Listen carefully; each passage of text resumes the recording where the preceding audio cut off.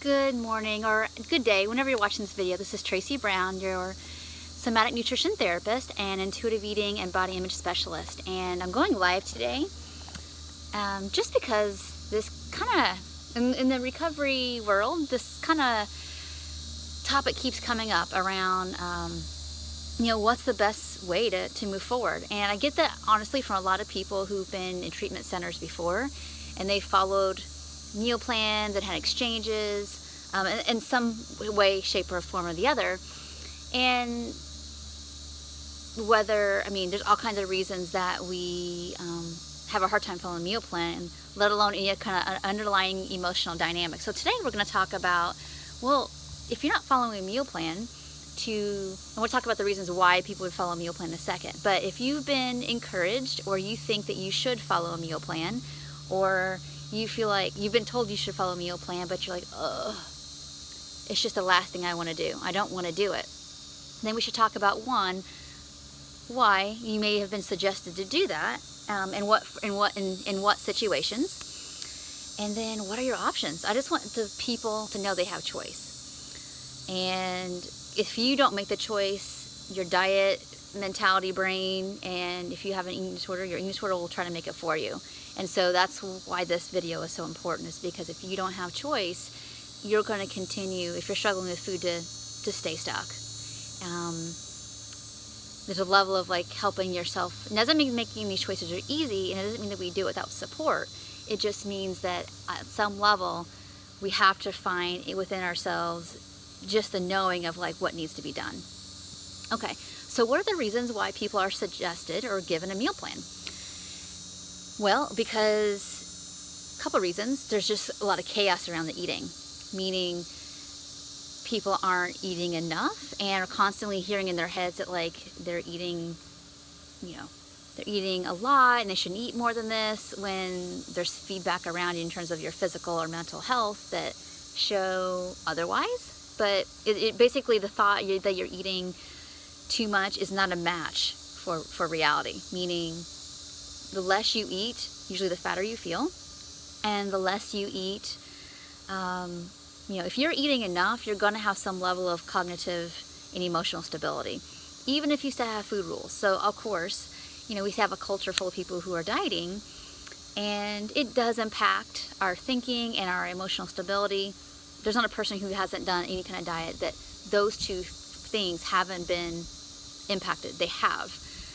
But there's a level of kind of knowing that like, yeah, I know that I'm in a bad mood because I'm hangry. When things are a little bit more severe or intense, there's a level of like, I don't feel angry, or maybe I'm irritable because I, ate that one grape. The things, they're not a match, so there's a difference. So basically, if you've been told that, or like my food is really out of control, I'm not able to get like, I know I should eat more, but I can't really physically allow myself to do it. It's not being consistent. There's a lot of rules.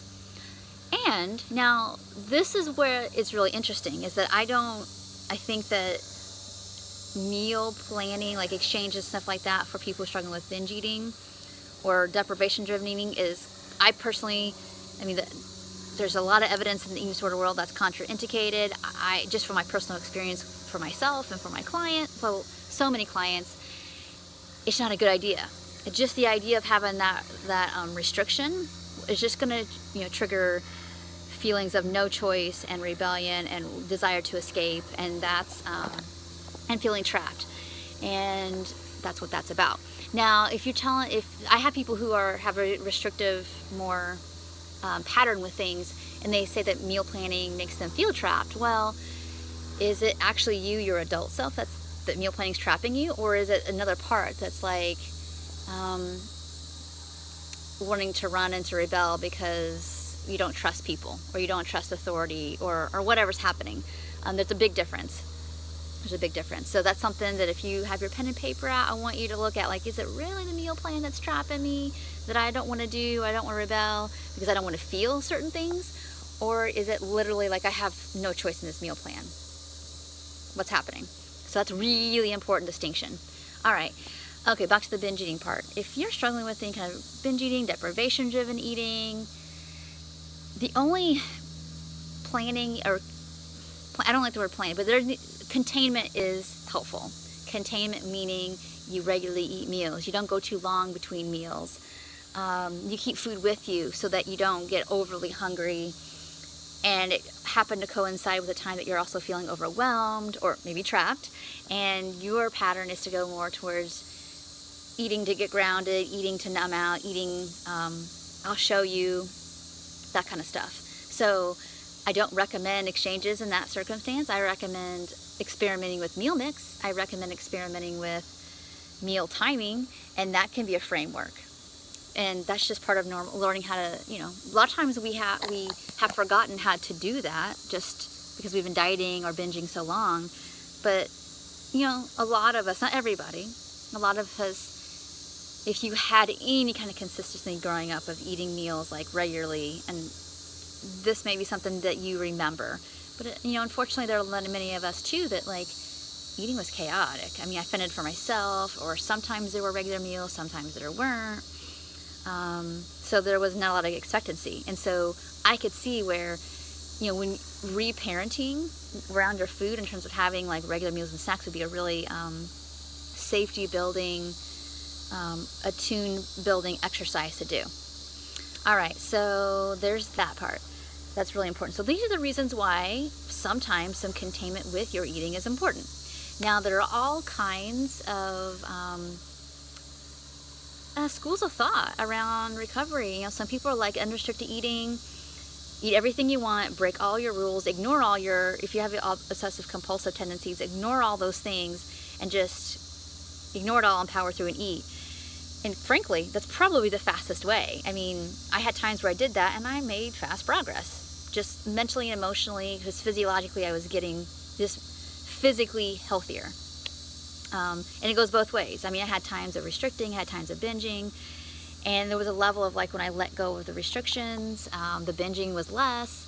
When I let go of the restrictions, I got more adequately nourished faster. So I think it's a great strategy, to be honest. Obviously, if you've been in an inpatient situation, that's probably not practical, which is why they don't do it. Or they would, it's not practical in the current way things are structured. Now, I think it'd be awesome, right? To go to a facility where there's plenty of food available, you pick out what you eat, eat what you need when you need it, whatever it is. There's no discouragement about that. How awesome would that be? That'd be great. And having all the support and containment on a daily basis with meals, awesome. But that's not really what's happened. So, if you're following that approach, though, of unrestricted eating, great. You'll keep doing it, but I know that it's also important to have support to not, to do it for a while, and then stop doing it because you get scared, your weight changes, and that freaks you out and you go back. So that's why that approach, it totally can be done, but I think there needs to be lots of support around it to continue to go forward. All right, so that's one approach. I have a lot of clients who do meal planning, do exchanges, do the whole thing, and that provides that kind of grounding and safety they need to know what's going to happen, so they can eat their food, focus on something else, and do other kinds of work. That's great too.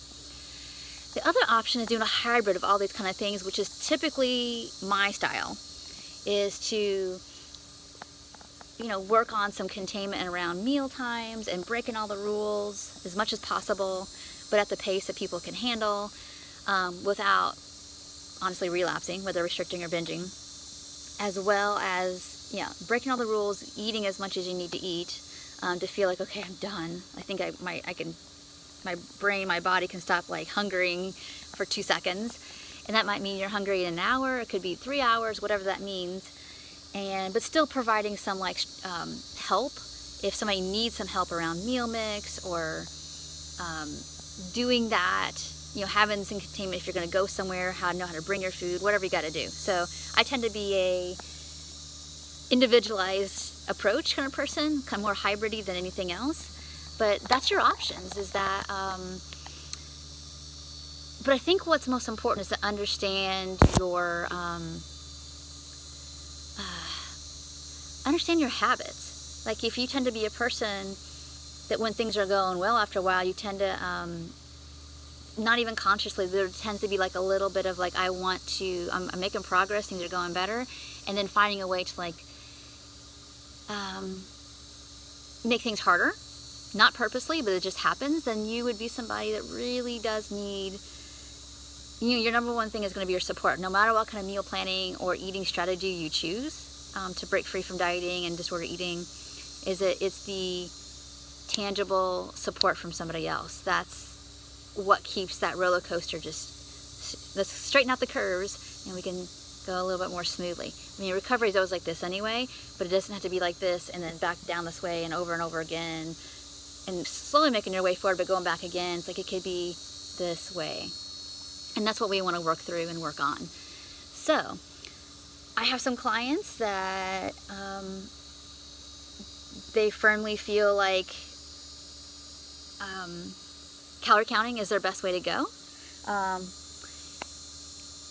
I get why that feels right, because it's something you can know, it's something you can focus on.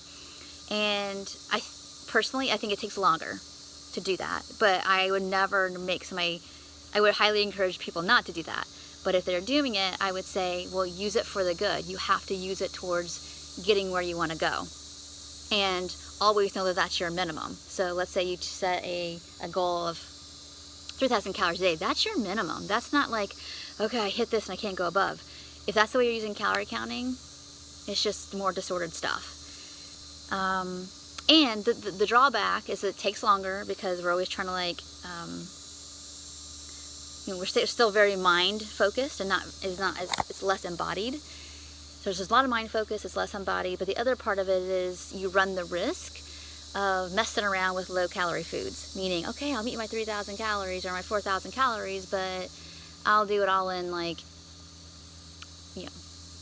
lettuce and fruit and maybe some nuts, or maybe you're a person who avoids fats or sugars or whatever. The thing is that like you're gonna recover faster if you have a highly varied diet, meaning there's fats, there's salts, there's sugars, there's mixed meals. I mean, again, you're gonna count calories. You can't keep all the rules and move forward. It's got to be like, okay, I'm gonna eat more. I'm gonna use my calorie counting and I'm gonna eat more food, but I can't stick with all the safe rules.